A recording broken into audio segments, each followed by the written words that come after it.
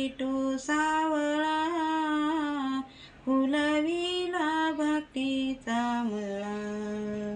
देव माझा विठू सावळा, फुलविला भक्तीचा मळा. गोरोबाचे चिखल तुडवितो, मागे बसूनी जोड्या बांधितो. सावत्याची भाजी आणितो, मागे बसूनी जोड्या बांधितो.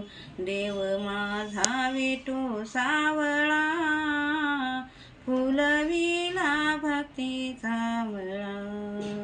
देव माझा विठू सावळा, फुलविला भक्तीचा मळा.